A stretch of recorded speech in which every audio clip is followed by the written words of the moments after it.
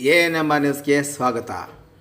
Task force ತಂಡದೊಂದಿಗೆ ನಗರದ 12ನೇ ವಾರ್ಡಿನಲ್ಲಿ corona ಅರಿವು.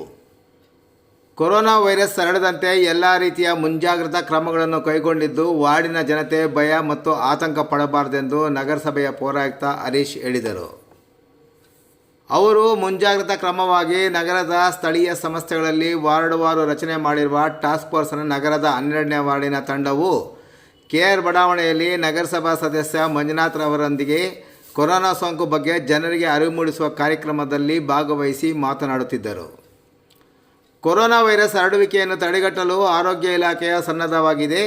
ಇವರ ಜೊತೆಗೆ ಸೋಂಕು ನಿವಾರಿಸಲು ಜಿಲ್ಲಾಧಿಕಾರಿಗಳು ಪ್ರತಿಯೊಂದು ವಾರ್ಡಿಗೆ ನೋಡಲ್ ಅಧಿಕಾರಿಗಳ ತಂಡವನ್ನು ರಚನೆ ಮಾಡಿ ಅರಿವು ಮೂಡಿಸಲು ಸೂಚಿಸಿದ್ದು, ಅದರಂತೆ ಅರಿವು ಮೂಡಿಸುತ್ತಿರುವುದಾಗಿ ಹೇಳಿದರು.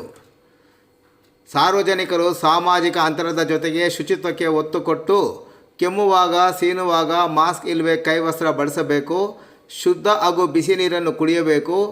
ಆರೋಗ್ಯದಲ್ಲಿ ಏರುಪೇರು ಕಂಡುಬಂದಲ್ಲಿ ಕೂಡಲೇ ವೈದ್ಯರನ್ನು ಸಂಪರ್ಕಿಸುವಂತೆ ಮನವಿ ಮಾಡಿದರು.